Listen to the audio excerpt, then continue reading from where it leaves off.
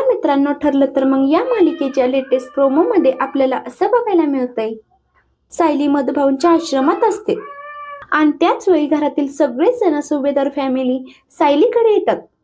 सगळेजण आश्रमात येतात आणि सायलीची माफी मागतात, सायलीला सॉरी म्हणतात. सगळेजण कान धरून माफी मागत असतात.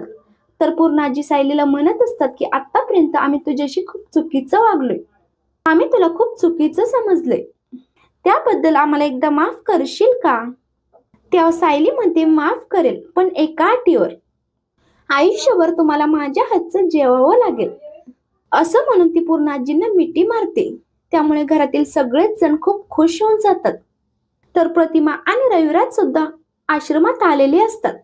प्रतिमा भिंतीवर काढलेले चित्र पाहते. प्रतिमा भिंतीवर हात फिरवत म्हणत असते, तन्वी लहानपणी ही अशीच चित्र काढायची. मधुभाऊंनी ते सगळं काही ऐकलेलं असतं. त्यानंतर सगळेजण घरी निघून गेल्यानंतर मधुभाऊंच्या हाती एक ड्रॉइंग बुक लागते आणि ती ड्रॉइंग बुक मात्र सायलीची असते. मधुभाऊ त्यातली ड्रॉइंग बघतात आणि म्हणतात, हे चित्र प्रियाने नाही तर सायलीने काढले, म्हणजे माझी साऊस तन्वी आहे. असा मधुभाऊ विचार करायला लागतात. आता या सत्याचा कसा खुलासा होणार आहे हे पाहण्यासारखं असेल. असेच मालिकेचे पुढील अपडेट्स पाहण्यासाठी आपल्या चॅनलला नक्की सबस्क्राईब करा. धन्यवाद.